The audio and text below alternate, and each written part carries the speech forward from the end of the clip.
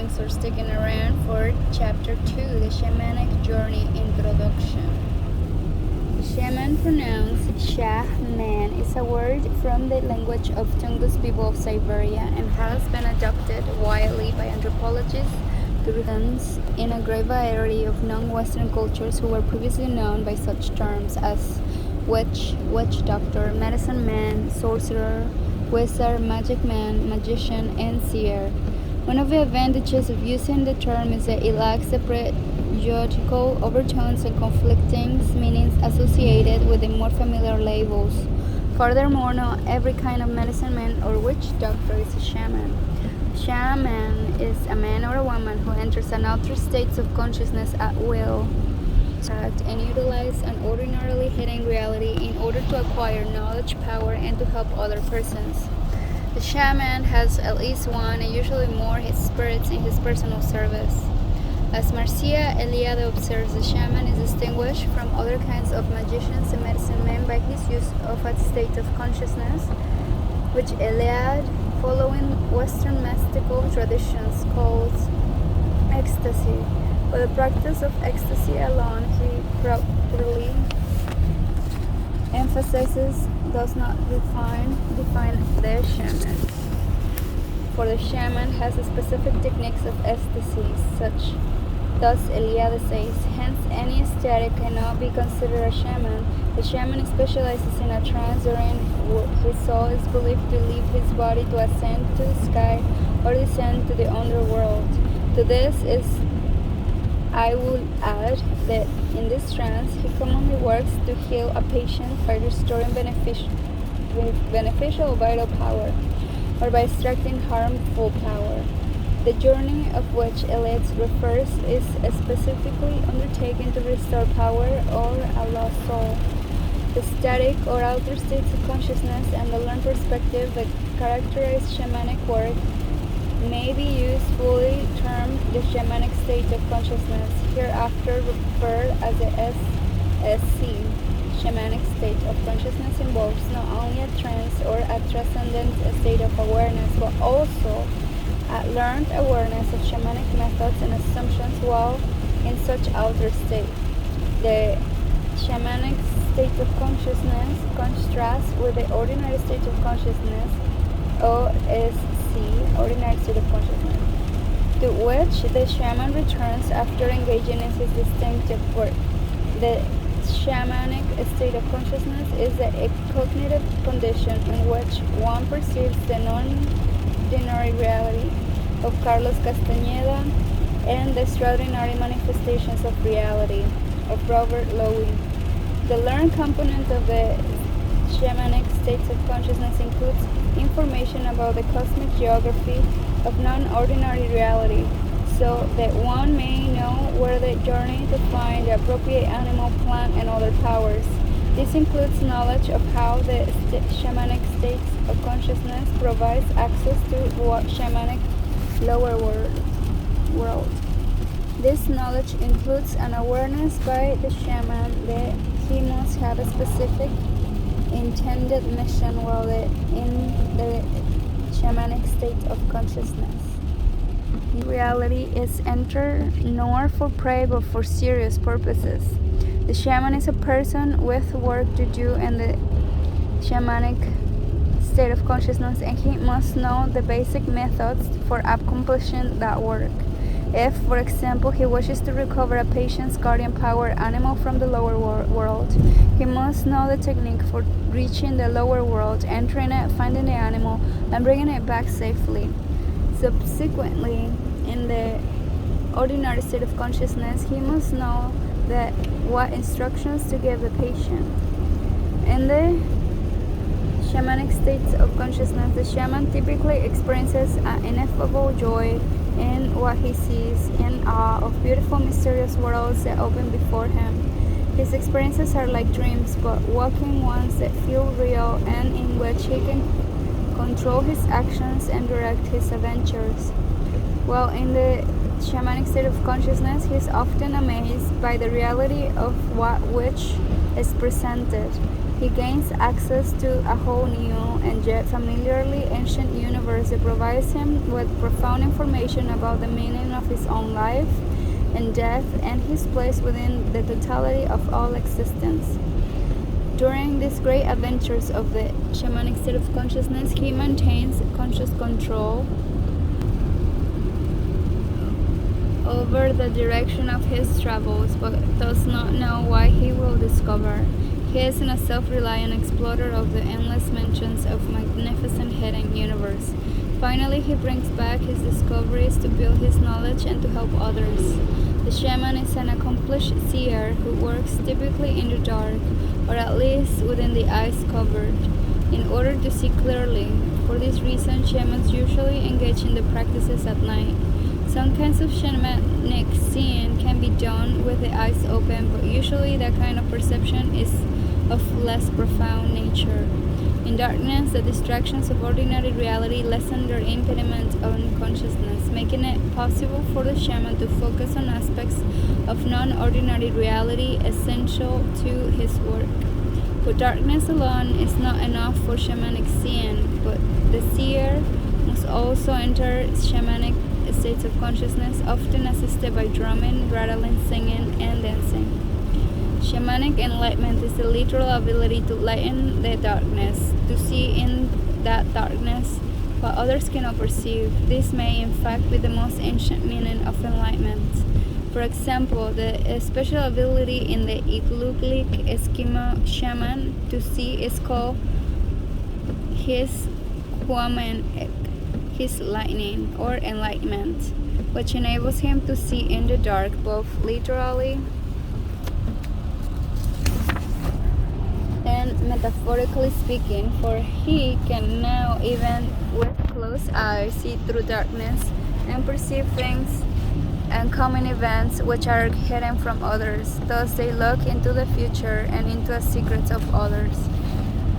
Awa and Igloolik Eskimo shaman describe his shamanic enlightenment thus: I endeavored to become a shaman by the help of others, but in this I did not succeed. I visited many famous shamans and gave them great gifts. I sought solitude, and here I soon became very melancholy. I would sometimes fall to weeping and feel unhappy without knowing why. Then, for no reason, all would suddenly be changed, and I felt a great inexplicable joy, a joy so powerful that I could not restrain it, but had to break into song, a mighty song, with only room for one word: joy, joy. And I had to use the full strength of my voice, and in that midst of such a fit of mysterious and overwhelming delight, I became a shaman, not knowing myself how I became about, but I was a shaman. I could see and hear in a totally different way. I had gained my my enlightenment, the shaman light of brain and body, and in this such a manner that it was not only I could see through the darkness of life, but the same light also shone out for me, imperceptible to human beings, but visible to all spirits of the earth and around sky and sea. And this now came to me and became my helping spirit. Among the Wiradjuri of Australia, the shamanic neophyte becomes enlightened by being sprinkled with a sacred, powerful water that is considered liquefied quartz. Eliade observes all this as much as to say that one becomes a shaman when one is stuffed with solidified light, that is, with quartz crystals. He suggests they feel a relation between the condition of supernatural being and superabundance of light. The perception of the shaman as one who is giving off light, particularly in the crown, an aura from the head, is also true of the jivaro, the halo, which is multicolored, forms only when the shaman is in an ayahuasca and uses outer states of consciousness. He can only be seen by another shaman in similar state of consciousness. At the same time, the Jivaro shaman is radiant light. He is able to see into the darkness and even through ordinarily opaque material, as I have described it. He had drunk, and now he softly sang. Gradually faint lines and forms began to appear in the darkness, and the shrill golden halo around the head of Jivaru shaman is an outer state of consciousness drawn by another Jivaru shaman. Music of the Sensak, the spirit helpers arose around him. The power of the drink fed him. He called, and they came. First spongy, the anaconda coil about his head, transmuted into a crown of gold. When one pang, the giant butterfly hovered above his shoulder and sang to him with its wings. Snakes, spiders, birds, and bats danced in the air above him. On his arms appeared 1,000 eyes, and his demon helpers emerged to search the night for enemies. The sound of rushing water filled his ears, and listening to its roar, he knew he possessed the power of Songi, the first shaman. Now he could see. Shamans, after work in a house, plunged into total darkness, or they might allow a small fire or a lamp to burn, but sometimes even a small amount of light can interfere with the shamanic scene. Thus, among the Chokhi of Severia, the shamanic session began, as usual in the dark, but when the shaman suddenly broke off beating the drum, the lamp was again lightened, and the face of the shaman immediately covered with a piece of cloth. The mistress of the house, who was the wife of the shaman, took up the drum and began to beat it with light, slow strokes. This lasted the entire time.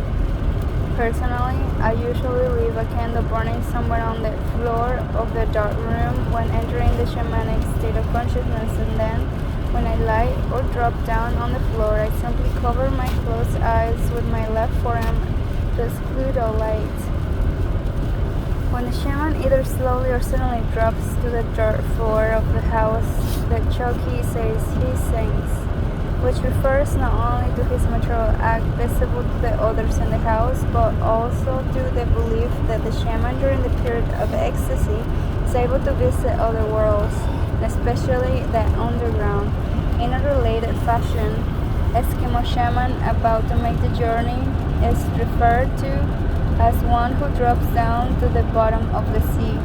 He can not only drop to the floor of the house of the ordinary shamanic consciousness, but drops in ordinary state of consciousness, but drops into a oceanic lower world shamanic state of consciousness. The shamanic journey is one of the most important tasks to be undertaken. The basic form of this journey, and the one usually easiest to learn, is the journey of the lower world. To undertake this, a shaman typically has a special hall or entrance into the lower world. This entrance exists in ordinary reality as well as in non-ordinary reality. The entrance among California Indian shamans, for example, frequently was a spring, especially a hot spring. Shamans were reputed to travel hundreds of miles underground, entering one hot spring and coming out of another. Australian shamans of the Chepara tribe were similarly believed to dive into the ground and come out again where they liked, and Hus of Fraser Island were said to go into the earth is to come out again at a considerable distance. Similarly, a Kung Bushman shaman in the Kalahari Desert of southern Africa recounted, "My friend, that's the way of this non-power.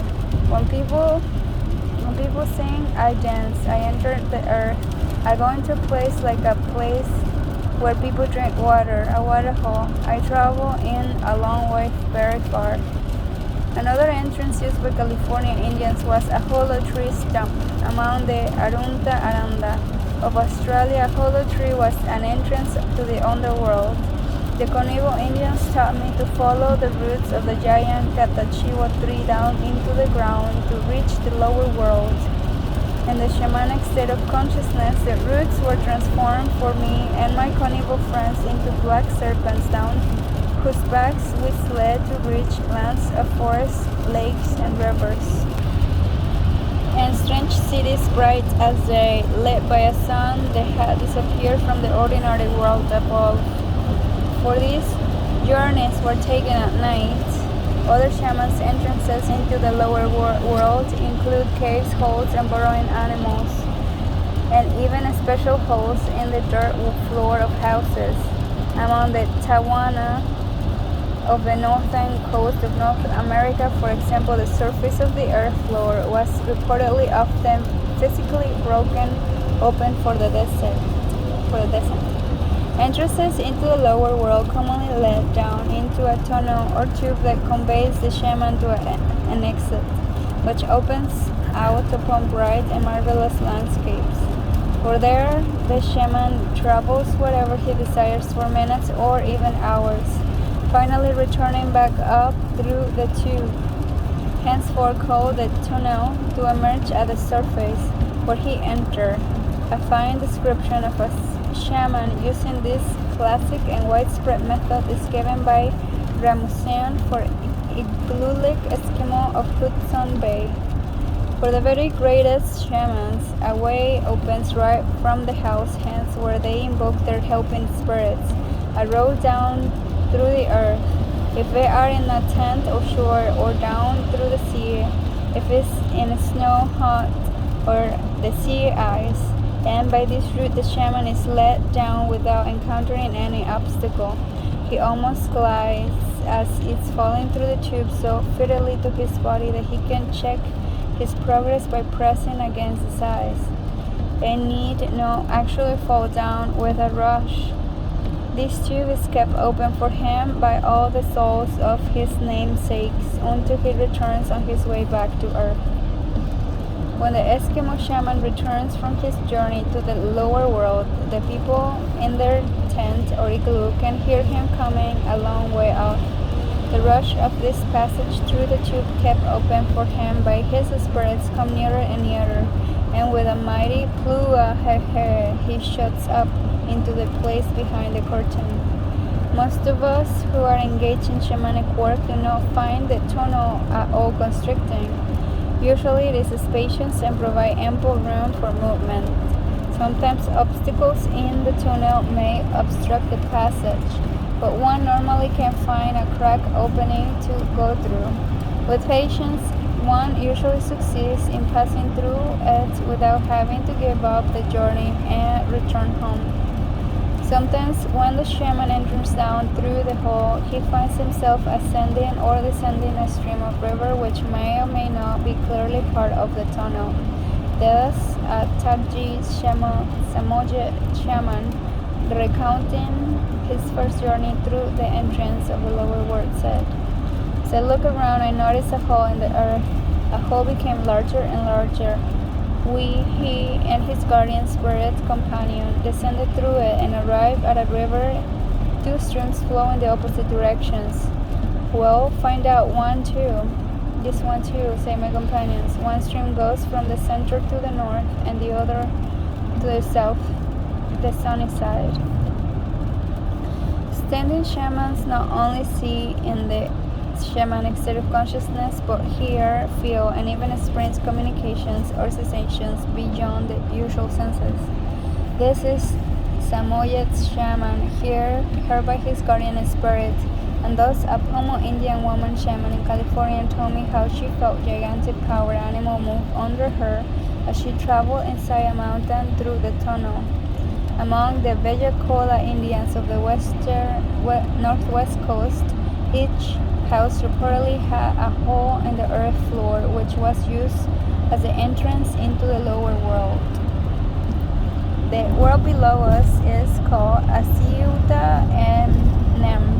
Descriptions of the lower world are typically obtained from shamans who believe that they have visited that country during a trance. According to the statement of an old woman who believed that as a little girl she had visited the lower world during a trance, the entrance is through a hole situated in each house, between the doorway and the fireplace. In In a remarkably similar fashion, the entrance of the Underworld in the circular kivas, ceremonial chambers of the Sunni Indians in America Southwest, is a hole located in the floor.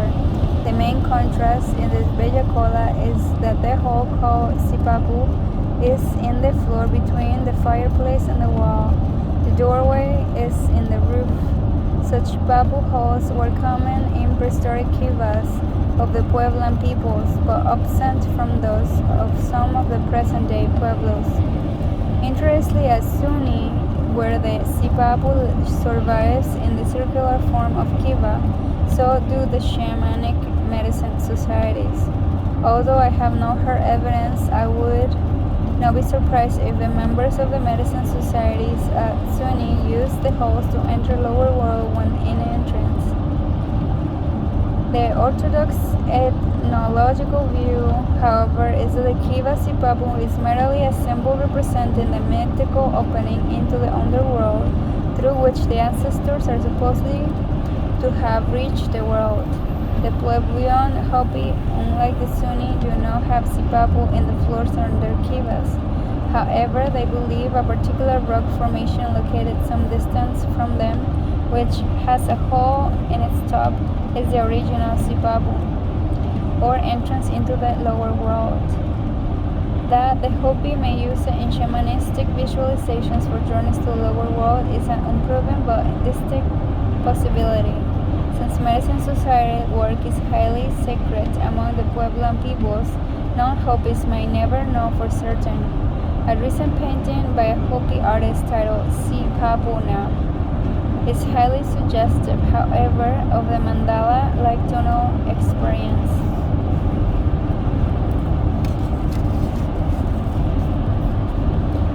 Incidentally, the concentric circles of the mandala often resemble the ribbed aspect of the tonal frequency presents, a meditation in which the mandala can lead to an experience resembling the entrance into the tonal. As Joan M. Bastocas has perceptibly observed in her discussion of certain aspects of shamanic art, the concentric motif seems characteristic of the visionary experience itself, in a sense, for the aperture through which the shaman penetrates the underworld or sky by means of which he transcends the physical universe.